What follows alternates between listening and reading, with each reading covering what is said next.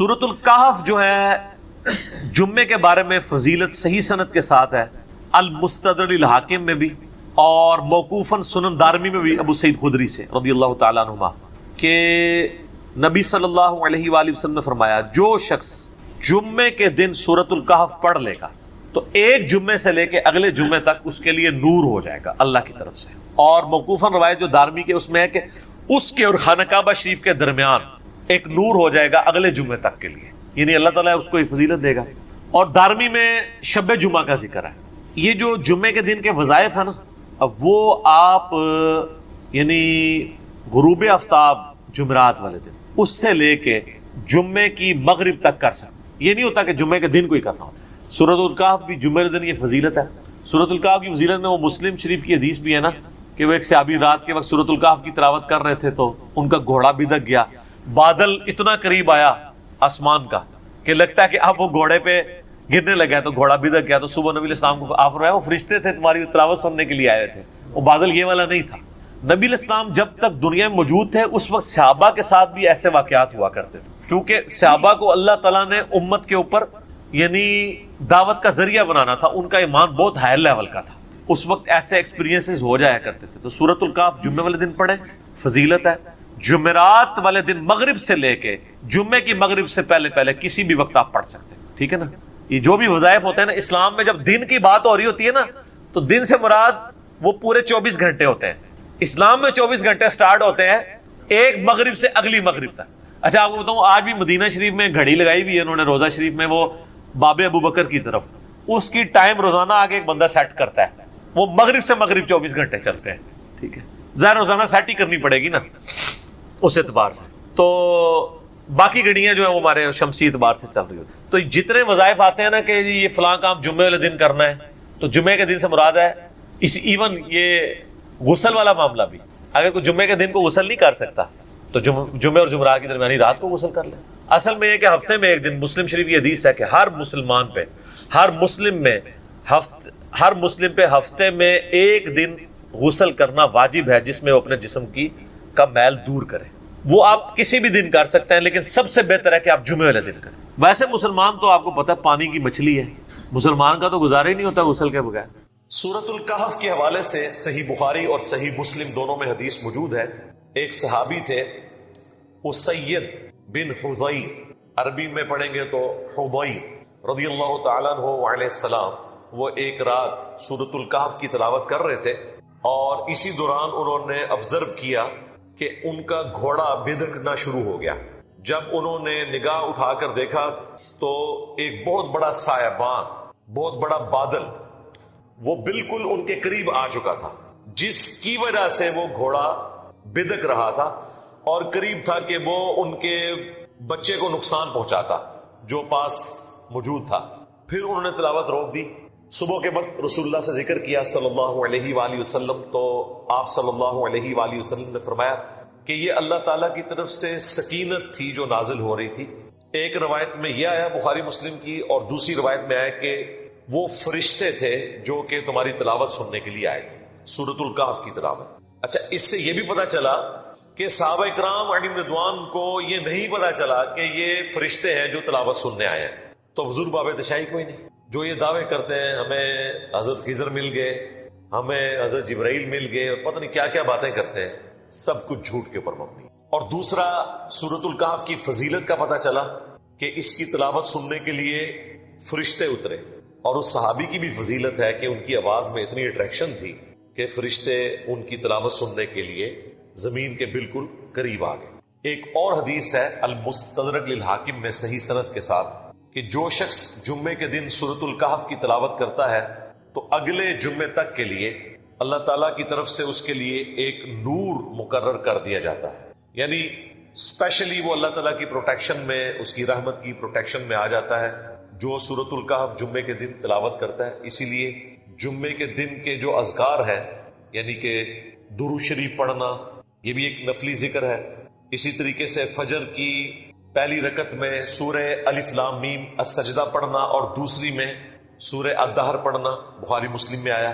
درود شریف کا ذکر سنن نبی داؤد میں آیا۔ اسی طریقے سے بخاری مسلم میں آیا کہ جمعے کے جو 2 فرض ہیں ان کی پہلی رکعت میں سورۃ الاعلیٰ، دوسرے میں سورۃ الغاشیہ، یہ سارے سنت اعمال ہیں۔ ویسے تو کوئی بھی سورت پڑھے نماز تو ہو جائے گی، لیکن یہ سنت اعمال ہیں، انہی میں یہ والا وظیفہ بھی شامل ہے۔ پھر اسپیسیفکلی ایک حدیث صحیح مسلم میں سورۃ الکہف کی پہلی 10 آیات سے متعلق ہے کہ جو پہلی 10 آیات حفظ کر لے گا، زبانی یاد کر لے گا، تو وہ دجال کے فتنے سے محفوظ ہو جائے گا۔ جامعہ ترمذی میں ایک حدیث ہے، اس میں پہلی 3 آیات کا ذکر ہے، اور اس میں ذکر ہے جو روزانہ اس کی تلاوت کرے گا، لیکن وہ روایت شاذ ہے۔ یہ حدیث جو ہے اس کی صحت بالکل ٹھیک ہے، اور اس میں پہلی 10 آیات کا ذکر ہے حفظ کرنے کا، تو ظاہر حفظ اسی کو ہوگی جو پڑھے گا بھی، تو کم از کم روزانہ ایک دفعہ یہ 10 آیات پڑھ لینی چاہیے۔ مسلم شریف کی ایک اور حدیث میں آخری 10 آیات کا بھی ذکر موجود ہے، لیکن یہ پہلی 10 آیات والی بات جو ہے یہ زیادہ مضبوط ہے، کیونکہ صحیح مسلم میں ایک اور حدیث ہے جو دجال سے متعلق ایک تفصیلی حدیث ہے۔ اس میں اللہ کے محبوب صلی اللہ علیہ وآلہ وسلم نے فرمایا کہ جو کوئی بھی دجال کو پائے اپنے زمانے میں، اور خدا نخواستہ اس کا آمنا سامنا ہو جائے، تو وہ سورہ الکہف کی پہلی 10 آیات کی تلاوت شروع کر دے، تو اللہ تعالیٰ اسے اس فتنے سے بچا لے گا۔ قرات کے الفاظ ہیں، اس کی قرات کرنی، لہذا بعض لوگوں کی جانب سے سورۃ الکہف کو اس حوالے سے پیش کرنا کہ جی اس کے مضامین کی گہرائی جب تک آپ کو پتہ نہیں چلے گی آپ دجال کے فتنے سے محفوظ نہیں ہوں گے، اور وہ گہرائی بھی پھر جب بیان کرنی شروع کرتے ہیں اتنے گہرے چلے جاتے ہیں کہ اتنا گہرا مواد نہ قرآن میں موجود ہوتا ہے، نہ سنت میں موجود ہوتا ہے، نہ اس کو سپورٹیو کوئی چیز موجود ہوتی ہے، ایسے ایسے عجیب و غریب رزلٹ اس میں سے نکالنا شروع کر دیتے ہیں۔ بس وہ مسلم شریف کی حدیث انہوں نے لے لی کہ جی پہلی 10 آیات فتنے سے بچنے کے لیے، اس کے بعد انہوں نے پھر وہ چابی ایسی استعمال کی کہ جو دل کیا انہوں نے تالا کھولنا شروع کر دیا، اگرچہ وہ قرآن و سنت میں موجود ہے یا نہیں ہے۔ بھئی سمپل سی بات ہے کہ مسلم شریف ہی کی دوسری حدیث میں آیا کہ جو دجال کو اپنے سامنے پائے تو ان 10 آیات کی تلاوت کرے، اللہ تعالیٰ فتنے سے بچا لے گا۔ یہ وظیفے کے طور پر ہے، جس طرح آخری 3 سورتوں کی تلاوت آپ کو جنات سے بچا لیتی ہے، آیت الکرسی کی تلاوت آپ کو جنات کے فتنے سے محفوظ کرتی ہے، سورۃ البقرہ کی آخری 2 آیات کی تلاوت آپ کو جنات کے فتنوں سے محفوظ کرتی ہے۔ یہ ساری حدیثیں بخاری، مسلم، ابو داؤد، ترمذی میں موجود ہیں، صبح شام کے اذکار میں بھی میں نے ڈالی ہوئی ہیں۔ اسی طریقے سے یہ بھی ایک وظیفہ ہے تلاوت کرنے کے پوائنٹ آف ویو سے۔ اس کا مطلب کسی کو پتا ہے یا نہیں پتا، اور اس کے ساتھ جڑی ہوئی باقی چیزیں اس کو پتا ہے یا نہیں پتا، جو بھی اس کی تلاوت کرے گا اللہ تعالیٰ اسے دجال کے فتنے سے بچا لے گا انشاءاللہ تعالی۔ باقی دجال کے حوالے سے میں نے تفصیلاً مختلف مواقع کے اوپر گفتگو کی بھی ہے، جب سے یہ کنفلکٹ حماس کا اور اسرائیل کا شروع ہوا۔ دجال کا فتنہ لکھے، امام محمد مہدی علیہ السلام لکھے، حیات مسیح اور نزول مسیح لکھے، تو میری کئی ایک ویڈیوز کھل جائیں گی، ان میں نے فتنہ دجال کو تفصیل سے ذکر کیا ہے، اس سے متعلقہ جتنی احادیث ہے بخاری مسلم میں، اور عیسیٰ ابن مریم کے ذریعے اس فتنے کا خاتمہ قرب قیامت میں، وہ ساری کی ساری احادیث کور کی۔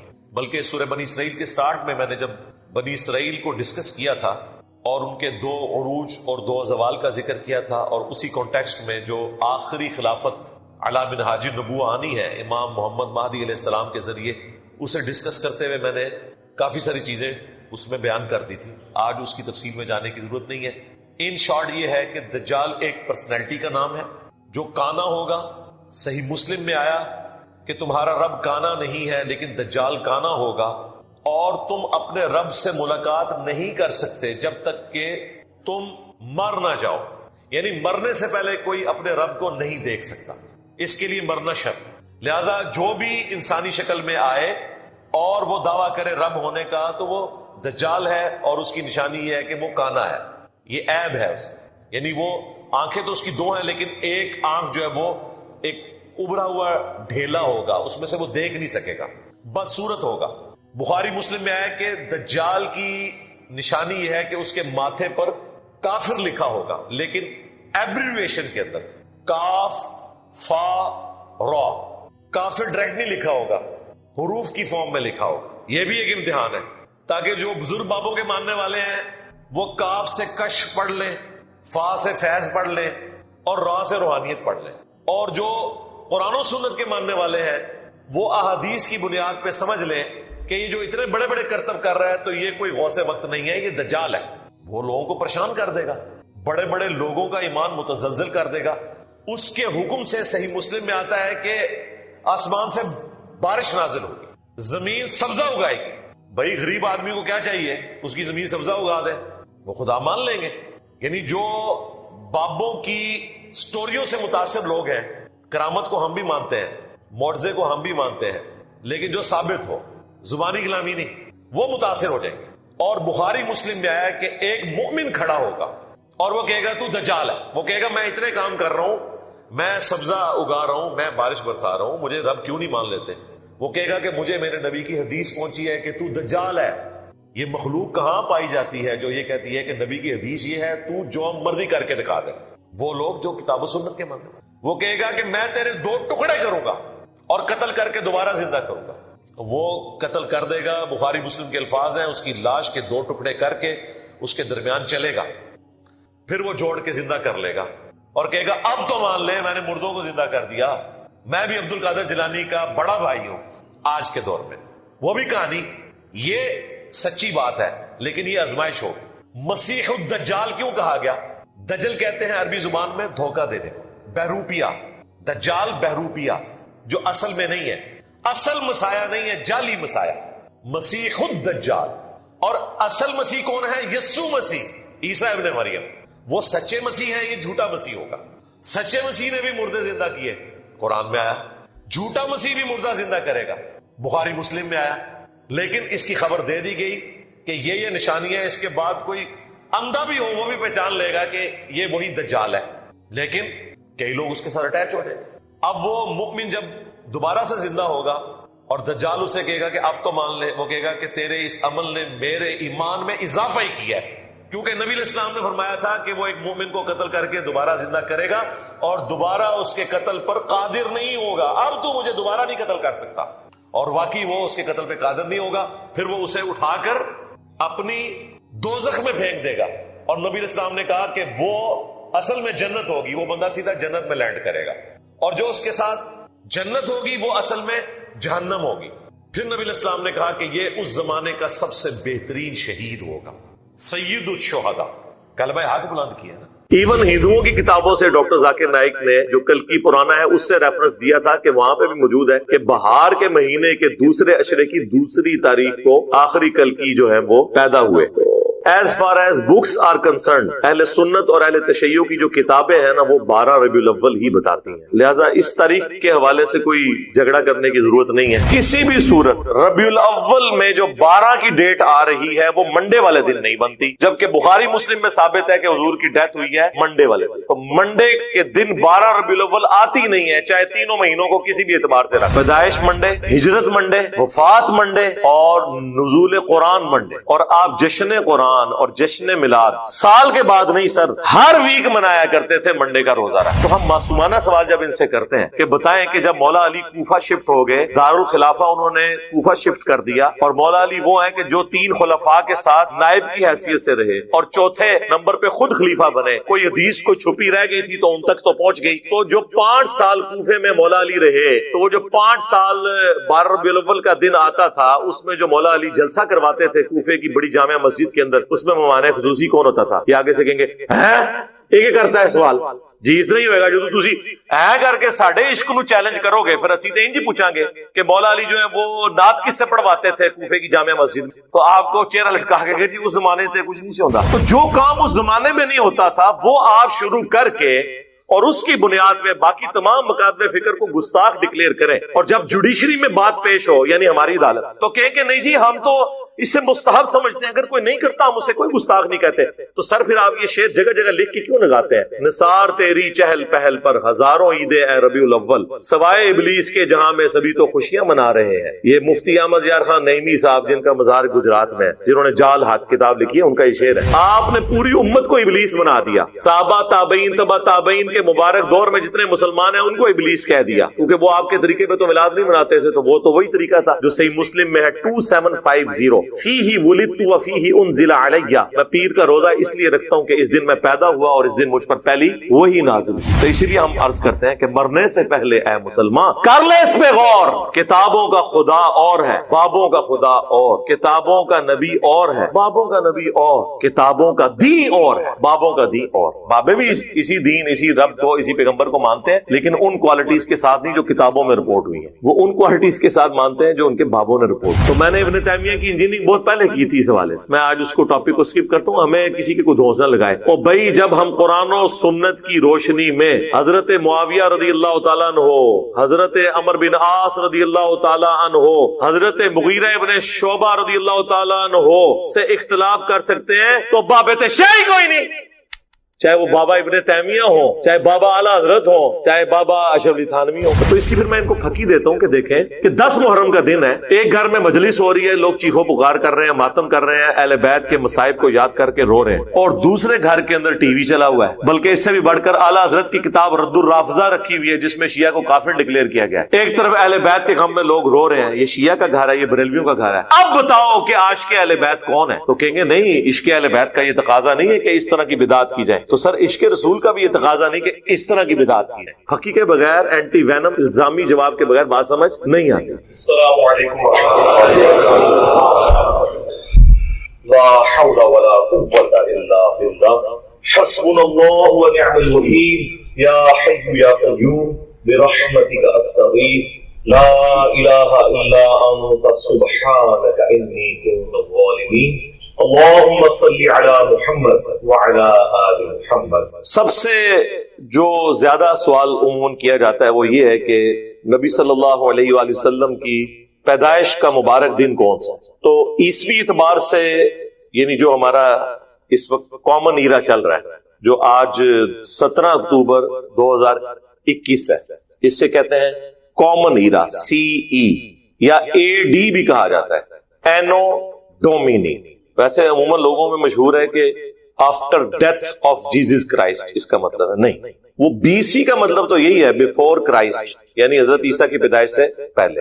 لیکن AD کا مطلب یہ نہیں ہے after death of Jesus Christ, حضرت عیسیٰ علیہ السلام کو تو زندہ اٹھایا گیا، ٹھیک ہے، کرسچنز کا عقیدہ، لیکن یہ اینو ڈومینی ایک لیٹن ورڈ ہے جس کا مطلب ہے ایئر آف دا لارڈ، ہمارے آقا کا سال، جس سال ہمارے آقا پیدا ہوا۔ تو یہ AD جو ٹرمنالوجی ہے اسے پروموٹ کرنا چاہیے، اس کا تعلق ایک پیغمبر کے ساتھ۔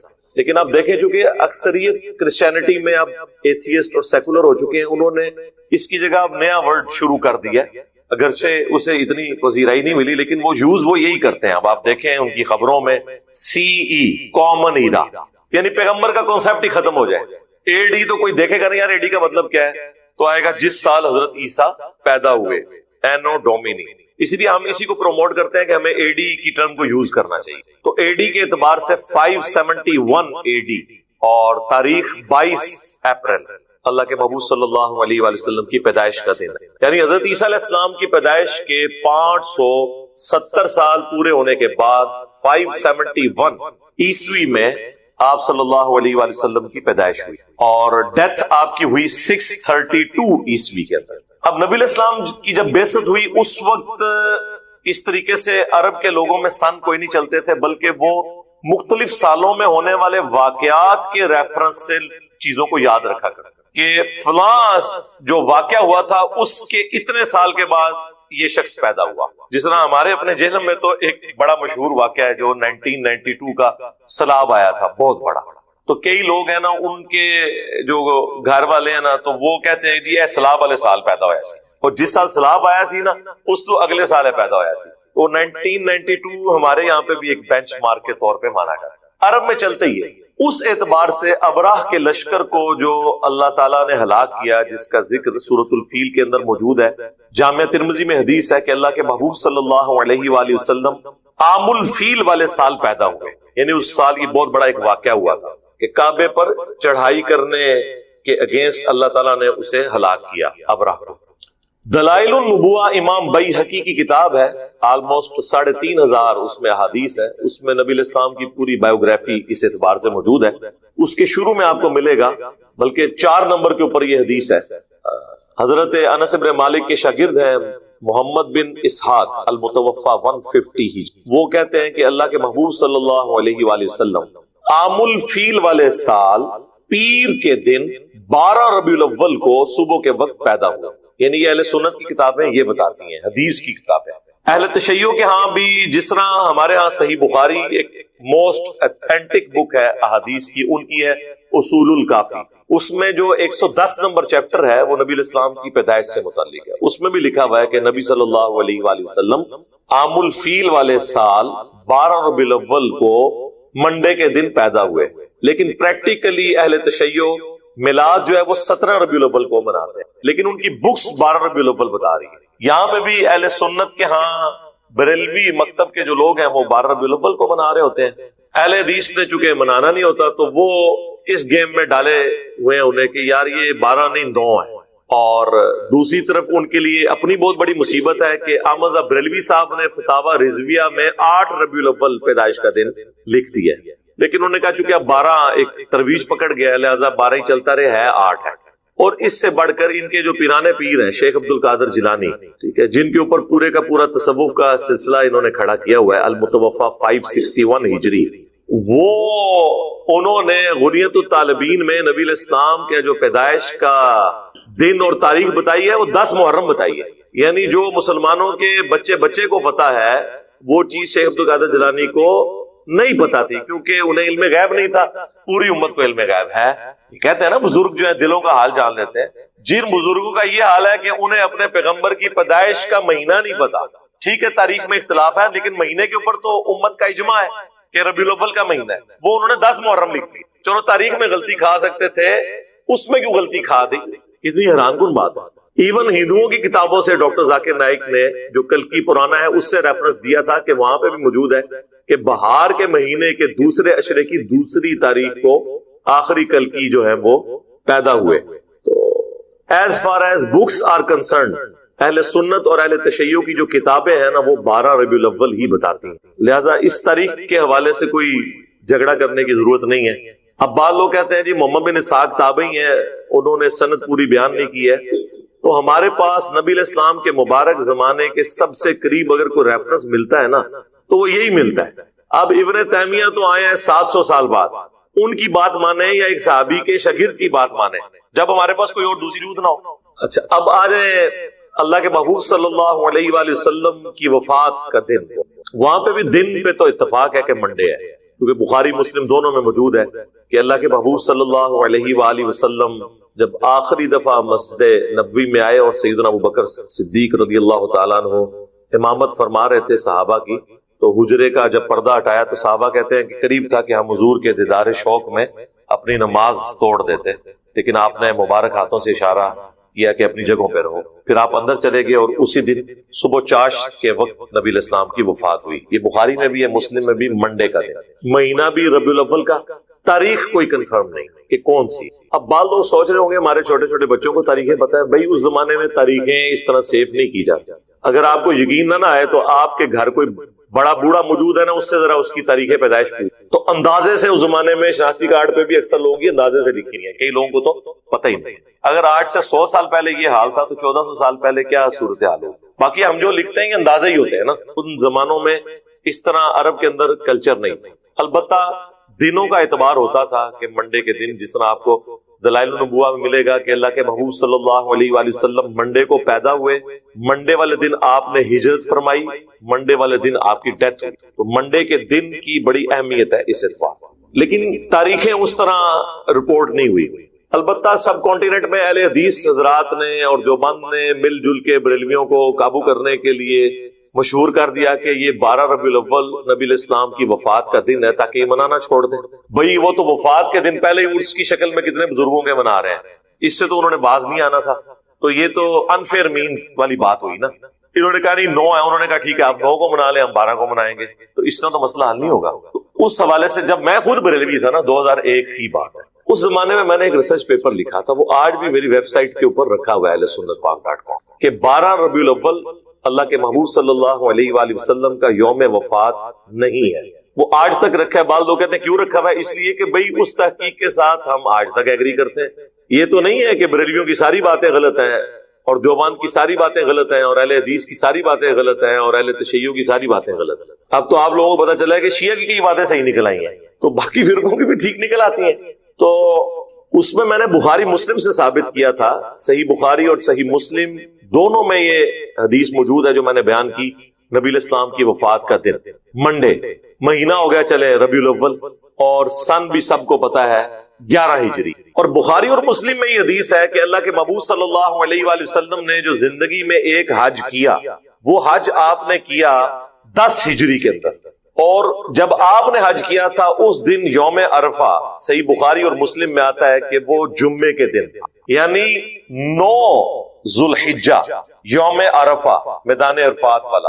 اور نبی الاسلام نے جس سال حج کیا 10 ہجری میں وہ جمعے کے دن آیا. تو ذوالحجہ کے بعد اگلا مہینہ کون سا؟ محرم, پھر سفر, اور پھر ربیع الاول, اور ربیع الاول میں آپ کی ڈیتھ ہو گئی.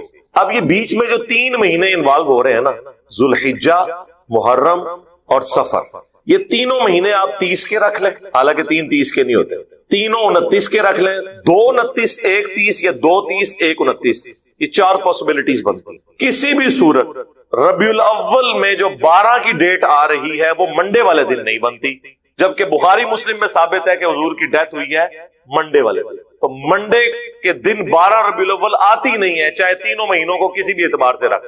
تو یہ دونوں طرف کانسٹرینٹ موجود ہے. 10 ہجری میں 9 ذوالحجہ جمعے کے دن آئی اور ادھر وفات ہوئی منڈے کے دن. تو آپ کیلکولیشن شروع کرتے ہیں تو وہ سارے ٹیبل میں نے بنائے, وہ ٹیبل مختلف علماء کے پاس گئے. سب لوگ جو ہے نا, سب سے زیادہ تو علمی اپنے آپ کو اہل حدیث سمجھتے ہیں, وہ بھی فیل ہوئے. حتیٰ کہ شیخ زبیلی رضی صاحب سے جب میری بعد میں ملاقات ہوئی, میں نے کہا شیخ صاحب اس زمانے کا ایک ریسرچ پیپر آپ کو بھی اہل حدیثوں نے بھجوایا تھا, تو آپ نے جواب کیوں نہیں دیا؟ کہتے ہیں جواب کہاں سے دیتا, صحیح لکھا ہوا تھا. تو خاموش رہنے میں ہی عافیت تھی. اور پھر انہوں نے اس کا پریکٹیکل ثبوت دیا. آپ دیکھیں جو درود شریف پہ جو کتاب ہے نا, فضل الصلاۃ علی النبی, جو پہلے 300 سال میں کتاب لکھی گئی قاضی اسماعیل رحمہ اللہ نے, 107 احادیث اور آثار ہیں درود شریف پہ. اس کے جو آخر میں جا کے نا نبی الاسلام کی بایوگرافی نا مختصر لکھی ہے شیخ زبیر صاحب, کہ آپ فلاں سن میں پیدا ہوئے, فلاں ہجری میں جو ہے وہ بدر ہوئی, اس میں احد ہوئی, آپ کی زندگی کے جو بڑے بڑے واقعات. اینڈ پہ جا کے انہوں نے لکھا کہ آپ کی وفات سوموار کے دن ربیع الاول میں ہوئی. تاریخ نہیں لکھی, ورنہ تو لکھ دیتے نا اہل حدیثوں کو خوش کرنے کے لیے 12 ربیع الاول, نہیں لکھی. ایون جو سیرت الرسول والی کتاب ہے محمد بن عبد الوہاب صاحب کے بیٹے کی, عبداللہ کی, وہ آپ کو یہاں سے باہر سے مل بھی جائے گی, ہم نے PDF بھی اس کا رکھا ہوا ہے. اس میں بھی آپ دیکھیں تو انہوں نے محمد بن اسحاق کا وہ قول نقل کیا ہوا ہے. امام المغازی ہے, سیرت ابن اسحاق دنیا میں پہلی سیرت کی باقاعدہ کتاب ہے.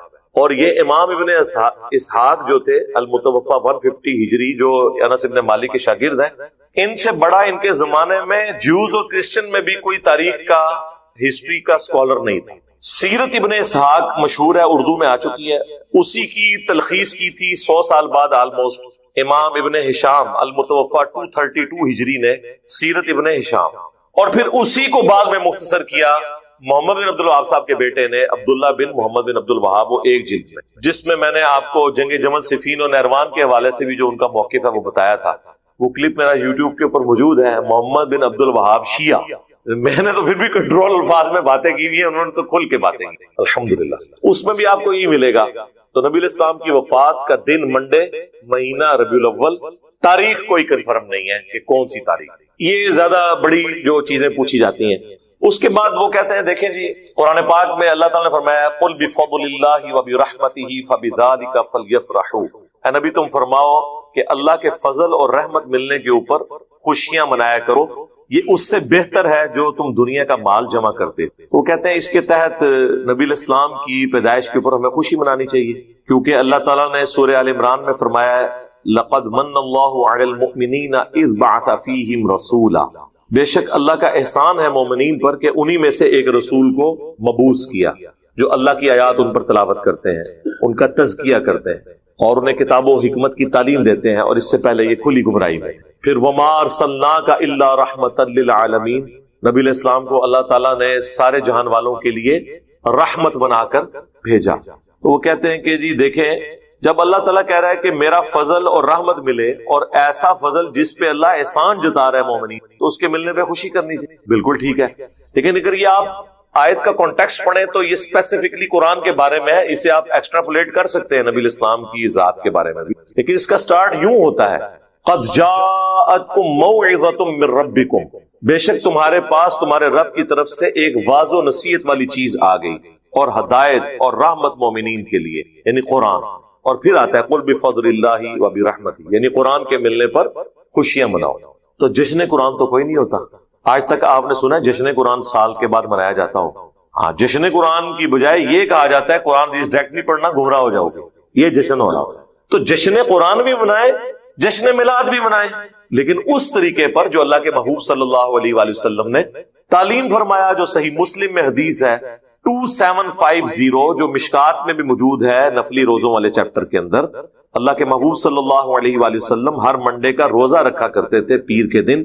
تو صحابہ کرام علیہم رضوان نے پوچھا کہ اے اللہ کے نبی علیہ السلام آپ یہ روزہ کیوں رکھتے ہیں؟ تو آپ نے فرمایا فیہ ولدت وفیہ انزل علی، اس دن میں پیدا ہوا اور اس دن مجھ پر پہلی دفعہ وحی نازل ہوئی.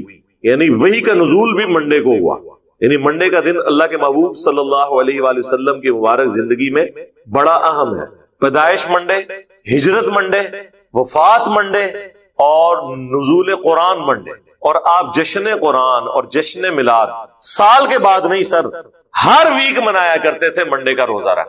ایک اور حدیث بھی ہے صحیح مسلم کی کہ نبی علیہ السلام ہر منڈے اور جمعرات کو روزہ رکھتے تھے، اور فرمایا کہ ان 2 دنوں میں اللہ کے حضور نامہ اعمال پیش ہوتے ہیں. میری خواہش ہے کہ میرا نامہ اعمال جب اللہ کے حضور پیش ہو تو میں روزے کی حالت سے، وہ الگ سے حدیث ہے، اور یہ منڈے کے حوالے سے الگ سے. تو جشن میلاد منانے کا طریقہ بتا دیا. بعض لوگ کہتے ہیں جی ہم اس پر قیاس کرتے ہوئے 12 ربیع الاول کا روزہ رکھ لیں، جس طرح ہمارے یہ دعوت اسلامی والے جن کی پہلے سبز پگڑی تھی اور اب سفید ہو گئی ہے، تو یہ لوگ 12 ربیع الاول کو روزہ رکھتے ہیں باقاعدہ طور پر اور قیاس کرتے ہیں. اب یہ قیاس بڑی دور کا ہے، ہم فتویٰ کو نہیں لگاتے، لیکن کم از کم باقیوں سے یہ بہتر ہے. باقی جو ایکٹیویٹیز پرفارم کر رہے ہیں نا، یہ آپ کو جو ڈول ڈمکے نظر آتے ہیں، عجیب و غریب قسم کی حرکات کرتے ہوئے لوگ، وہ دعوت اسلامی کے لوگ نہیں ہوتے.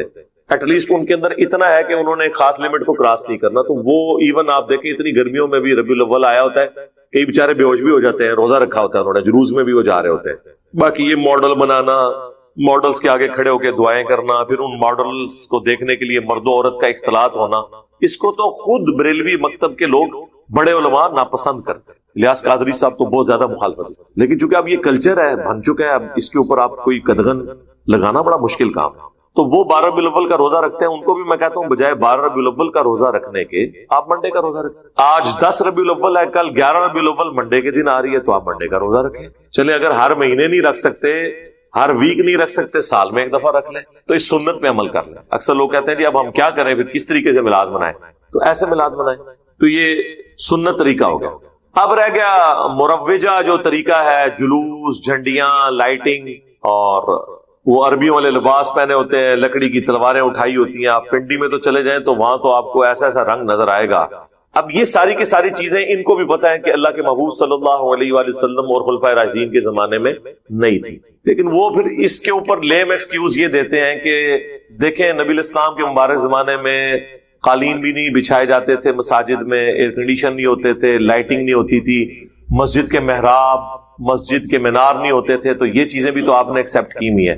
ان میں سے کوئی بھی چیز ہم نے دین کے طور پہ ایکسیپٹ نہیں کی ہے، دین کو سپورٹ کرنے کے اعتبار سے کی ہے. اصل دین اپنی جگہ ہے. یہ نہیں ہوا کہ لائٹنگ سے اور قالین بچھانے سے اور ایک ایئر کنڈیشن لگانے سے نماز کا طریقہ بدل گیا ہو کہ قیام کی جگہ رکوع کرنا شروع کر دیں اور رکوع کی جگہ سجدہ اور سر جو ہے وہ ہاتھ میں باندھنا شروع کر دیں. وہ اصل دین اپنی جگہ پہ.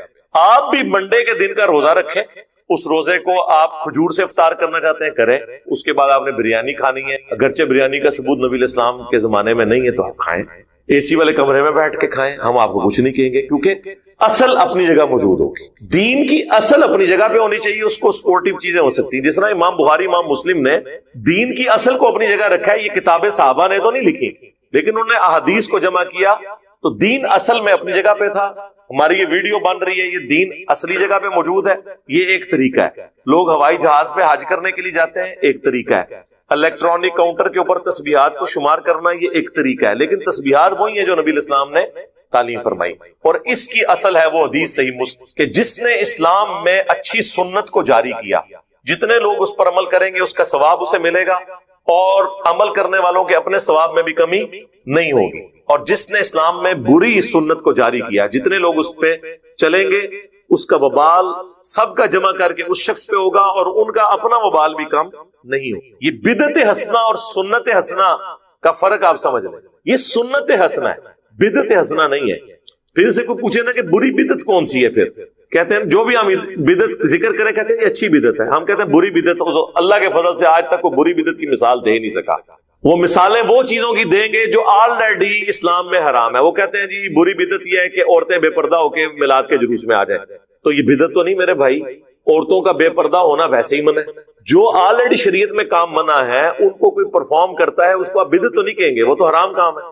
تو ان کو مثال کوئی نہیں ملتی. بھائی بخاری مسلم میں واضح حدیث ہے، من احدث فی امرنا ھذا فہو رد، جس نے ہمارے دین جو ہم نے تعلیم کیا ہے اس میں کوئی خود سے داخل کر دی وہ مردود ہے.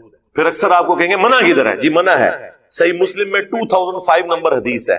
اللہ کے محبوب صلی اللہ علیہ وآلہ وسلم جب بھی تقریر کرتے آپ کی آنکھیں سرخ ہو جاتی، آواز بلند ہو جاتی، غصے میں اضافہ ہو جاتا، جیسے کوئی جرنیل اپنی فوج کو تیار کر رہا ہو. جس سٹائل میں گفتگو کہتے ہیں غامدی صاحب کی طرح بولا کریں، تو وہ غامدی صاحب کی سنت ہے. میں تو اس شخص کی سنت پہ چلتا ہوں جس کی قبر مدینے میں. مسلم شریف ہے سر، مولانا شریف نہیں. آنکھیں سرخ ہو جاتی، آواز بلند ہو جاتی، غصے میں اضافہ ہو جاتا، گویا کہ ایک جرنیل اپنی فوج کو تیار کر رہا ہو. تو مڑ کرنے سے دنیا میں چینج نہیں آئی ہے. مڑتے 1200 سال تو لوگ کر رہے سر. ایک انجینئر کیا آیا ہے، ساری تبدیلی آئی ہے. اس کی وجہ یہ ہے کہ یہ سنت سٹائل ہے اس طریقے سے گفتگو کرنا. ٹھیک ہو گیا؟ تو اس میں نبی علیہ السلام فرماتے اما بعد فإن خیر الحدیث کتاب اللہ وخیر الہدی ہدی محمد صلی اللہ علیہ وآلہ وسلم وشر الامور محدثاتها وکل محدثۃ بدعہ وکل بدعۃ ضلالہ وکل ضلالۃ فی النار. آگاہ ہو جاؤ سب سے بہترین کلام اللہ کی کتاب ہے، سب سے ہدایت یافتہ راستہ محمد صلی اللہ علیہ وآلہ وسلم کا ہے. بدترین کام وہ ہیں جو دین کے اندر نئے داخل کر دیے جاتے ہیں. وہ تمام کام بدعتیں ہیں، تمام بدعتیں گمراہیاں ہیں، اور تمام گمراہیاں جہنم میں لے جانے ہیں. کچھ الفاظ سنن نسائی میں اور جامع ترمذی میں، مین سٹرکچر اس کی صحیح مسلم میں. منع کی طرح جی منع ہے کہ جو آپ کام خود داخل کریں گے منع ہے. وہ کہتے ہیں جی بتائیں کہ جی یہ چیز نبی علیہ السلام نے حکم کہاں دیا ہے رفع الیدین کا؟ جی دیا حکم. صحیح بخاری میں حدیث ہے، سلو کما رأیتمونی اصلی، نماز اس طرح پڑھو جس طرح مجھے نماز پڑھتے ہوئے دیکھتے ہو. اور اس حدیث کے راوی ہیں مالک بن حویرث، اور وہ خود حدیث میں بخاری اور مسلم میں رفع الیدین کے ساتھ طریقہ سکھا رہے ہیں. آپ مجھے بتائیں جب جنرل بات ہو رہی ہے، صحیح مسلم میں حدیث ہے اللہ تعالیٰ نے مجھے جوامع کلمات کے ساتھ مبعوث کیا. اب آپ نے ایک ایک چیز تو نہیں کہنی کہ میں حکم دیتا ہوں یہ کرو، پھر میں حکم دیتا ہوں یہ کرو. آپ نے جنرل کہہ دیا جس طرح میں نماز پڑھتا ہوں اس طرح نماز پڑھو.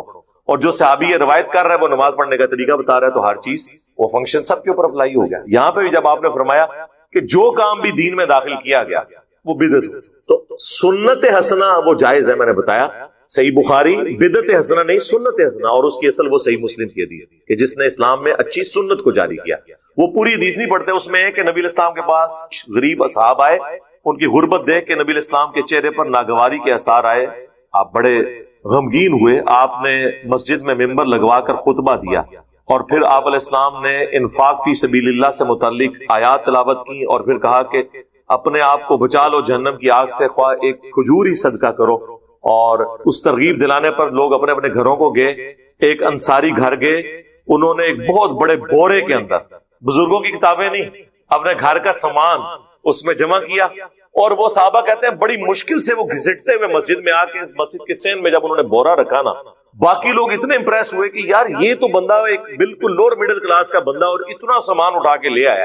تو سب کو ہمت ہوئی، سب اپنے گھروں میں گئے، حتیٰ کہ صحیح مسلم کے الفاظ ہیں نبی علیہ السلام کا مبارک چہرہ جو ہے وہ سونے کی طرح اور سورج کی طرح چمکنا شروع ہو گیا خوشی سے، جو تھوڑی دیر پہلے اتنی ناگواری تھی کہ یار یہ لوگ اتنا انفاق کر رہے ہیں. وہاں پھر آپ نے فرمایا جس نے اسلام میں اچھا طریقہ جاری کیا، یعنی کس نے؟ اس انصاری صحابی نے جو بارش کا پہلا قطرہ بنا. لہذا امام مالک بارش کا پہلا قطرہ بنے کہ انہوں نے الموطا امام مالک ایک باقاعدہ حدیث کی کتاب لکھی. شاہ ولی اللہ دہلوی بارش کا پہلا قطرہ بنے کہ انہوں نے قرآن کو ٹرانسلیٹ کیا فارسی زبان کے اندر. تو اس طریقے سے جو بھی اپنے اپنے زمانے میں یہ کام کرتا ہے اس کے لیے وہ اجر ہے. تو یہ دو چیزوں کو مکس کر دیتے ہیں. بدعت حسنہ اور چیز ہے, سنت حسنہ اور چیز ہے. تو بدعت حسنہ کوئی چیز نہیں ہوتی ہے, بدعت بدعت ہی ہوتی ہے. حسنہ اور سیئہ کا فرق سنت کے اعتبار سے, طریقے کے اعتبار سے. تو یہ بھی اکثر لوگ چونکہ پوچھ رہے ہوتے ہیں, اس لیے میں نے اس کو ساتھ بریف کر دیا. تو وہ بعض اوقات دو پھر مثال دیتے ہیں, جی آپ اقبال ڈے بناتے ہیں, قائد اعظم ڈے مناتے ہیں, اپنے بچوں کے برتھ ڈے مناتے ہیں, تو نبی کا برتھ ڈے مناتے ہوئے آپ کو تکلیف ہوتی ہے. نہیں جناب, ایسا نہیں ہے. رسول اللہ صلی اللہ علیہ وآلہ وسلم چونکہ ایک ریلیجس پرسنالٹی ہے, آپ کے ساتھ کوئی ایسا عقیدہ منسوب نہیں کیا جائے گا جو آپ کی اجازت کے بغیر ہو رہا ہوگا, کیونکہ وہ پھر وہ دین بن جائے. ڈاکٹر اقبال یا محمد علی جناح یا اور پرسنالٹیز, ان کو ہم اپنے پولیٹیکل لیڈرز کے طور پر لے رہے ہوتے ہیں, مذہبی پیشوا کے طور پہ تو نہیں لے رہے ہوتے. نبی الاسلام کی پرسنالٹی تو ایک سینسٹیو ایشو ہے نا, کہ ہم ان کے ساتھ کوئی چیز ریلیٹ کریں. اور پھر اگر آپ علیہ السلام کے ساتھ کوئی چیز ایسی ریلیٹ کر رہی ہے تو سب سے زیادہ سمجھدار اور عاشقان رسول کون ہے؟ صحابہ اور اہل بیت, اور ان میں بھی سب سے بڑھ کر خلفائے راشدین, جن کے بارے میں جامعہ ترمذی میں, سنن ابی داؤد میں حدیث موجود ہے, میرے بعد تم دین میں نئی نئی بدعتیں دیکھو گے, ان سے بچنا. علیکم بسنتی و سنت الخلفاء الراشدین المہدیین, تم پر میری سنت اور میرے خلفائے راشدین ہدایت یافتہ کی سنت لازم ہے. تو ہم معصومانہ سوال جب ان سے کرتے ہیں کہ بتائیں کہ جب مولا علی کوفہ شفٹ ہو گئے, دارالخلافہ انہوں نے کوفہ شفٹ کر دیا, اور مولا علی وہ ہیں کہ جو 3 خلفاء کے ساتھ نائب کی حیثیت سے رہے, اور چوتھے نمبر پہ خود خلیفہ بنے. کوئی حدیث کوئی چھپی رہ گئی تھی تو ان تک تو پہنچ گئی. تو جو 5 سال کوفے میں مولا علی رہے, تو وہ جو 5 سال 12 ربیع الاول کا دن آتا تھا, اس میں جو مولا علی جلسہ کرواتے تھے کوفے کی بڑی جامع مسجد کے اندر, اس میں ممانع خصوصی کون ہوتا تھا؟ یہ آگے سے کہیں گے ایک کرتا ہے سوال, جی اس نہیں ہوئے گا جو تسی اے کر کے ساڈے عشق نو چیلنج کرو گے, پھر اسی تے انج پوچھاں گے کہ مولا علی جو ہے وہ نعت کس سے پڑھواتے تھے کوفے کی جامع مسجد میں, تو آپ کو چہرہ لٹکا کے کہ جی اس زمانے سے کچھ نہیں سے ہوتا. تو جو کام اس زمانے میں نہیں ہوتا تھا وہ آپ شروع کر کے اور اس کی بنیاد پہ باقی تمام مکاتب فکر کو گستاخ ڈکلیئر کریں, اور جب جوڈیشری میں بات پیش ہو یعنی ہماری عدالت, تو کہیں کہ نہیں جی ہم تو اس سے مستحب سمجھتے ہیں, اگر کوئی نہیں کرتا ہم اسے کوئی گستاخ نہیں کہتے. تو سر پھر آپ یہ شعر جگہ جگہ لکھ کے کیوں لگاتے ہیں؟ نثار تیری چہل پہل پر ہزاروں عیدیں اے ربیع الاول, سوائے ابلیس کے جہاں میں سبھی تو خوشیاں منا رہے ہیں. یہ مفتی احمد یار خان نعیمی صاحب, جن کا مزار گجرات میں ہے, جنہوں نے جال ہاتھ کتاب لکھی ہے, ان کا یہ شعر ہے. آپ نے پوری امت کو ابلیس بنا دیا. صحابہ تابعین تبع تابعین کے مبارک دور میں جتنے مسلمان ہیں ان کو ابلیس کہہ دیا, کیونکہ وہ آپ کے طریقے پہ تو میلاد نہیں مناتے تھے. تو وہ تو وہی طریقہ تھا جو صحیح مسلم میں ہے 2750, فیہ ولدت وفیہ انزل علی, میں پیر کا روزہ اس لیے رکھتا ہوں کہ اس دن میں پیدا ہوا اور اس دن مجھ پر پہلی وہی نازل. تو بتائیں پھر مولا علی نے کس طریقے سے میلاد منایا ہے؟ پھر آپ کو یہ ڈھیلا سا منہ بنا کے بتائیں گے کہ جی ہاں جی وہ اعلیٰ حضرت نے بھی فتاوی رضویہ میں لکھا ہے, ہمارے بزرگ بھی بتاتے ہیں کہ ایک ایوبی بادشاہ تھے, اہل سنت تھے. یہ اہل حدیث جو کہتے ہیں نا شیعہ نے شروع کروایا, شیعہ نے نہیں شروع کیا. آپ گوگل پہ بھی جا کے لکھیں تو پوری ہسٹری اس کی آ جائے گی آپ کو ویکیپیڈیا کے اندر. یہ ایک سنی بادشاہ تھے الملک المظفر. ایوبی سلطنت جو چلی تھی نا, اب تو ارطغرل ڈرامے میں آپ کو پتا چل گیا ہوگا ایوبی اور عثمانی وہ والے فرق وہ بھی اس میں بتا رہے ہیں. ایوبی سلطنت کے یہ ایک تھے بادشاہ, 630 ہجری میں فوت ہوئے ہیں, اور عیسوی اعتبار سے 1033 عیسوی, آج چل رہا ہے یہ 2021, تو آلموسٹ آپ سمجھ لیں 1000 سال پہلے کی بات ہے. تو انہوں نے 604 ہجری کے اندر پہلی دفعہ ان کو کسی نے